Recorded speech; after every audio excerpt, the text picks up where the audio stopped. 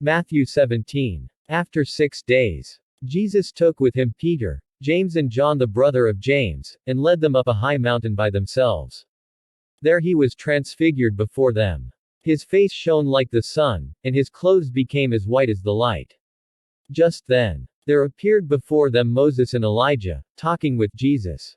Peter said to Jesus, "Lord, it is good for us to be here. If you wish, I will put up 3 shelters, one for you, one for Moses, and one for Elijah." While he was still speaking, a bright cloud covered them, and a voice from the cloud said, "This is my son, whom I love, with him I am well pleased. Listen to him." When the disciples heard this, they fell face down to the ground, terrified. But Jesus came and touched them. "Get up," he said. "Don't be afraid." When they looked up, they saw no one except Jesus. As they were coming down the mountain, Jesus instructed them, "Don't tell anyone what you have seen, until the Son of Man has been raised from the dead." The disciples asked him, "Why then do the teachers of the law say that Elijah must come first?" Jesus replied, "To be sure, Elijah comes and will restore all things. But I tell you, Elijah has already come. And they did not recognize him, but have done to him everything they wished. In the same way, the Son of Man is going to suffer at their hands." Then the disciples understood that he was talking to them about John the Baptist.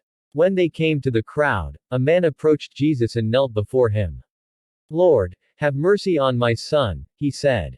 "He has seizures and is suffering greatly. He often falls into the fire or into the water.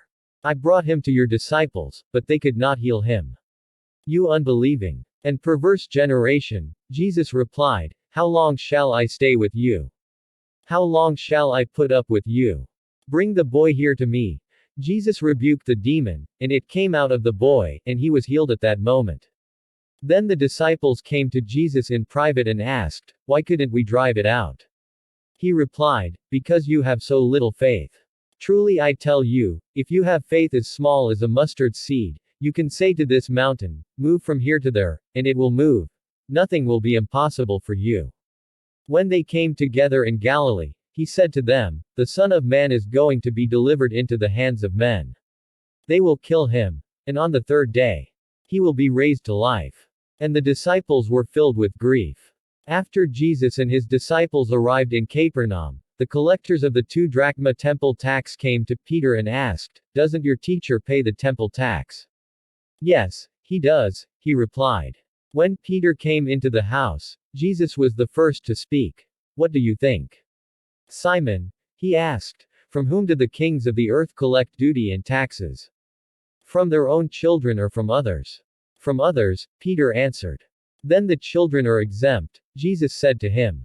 "But so that we may not cause offense, go to the lake and throw out your line. Take the first fish you catch, open its mouth and you will find a 4 drachma coin. Take it and give it to them for my tax and yours."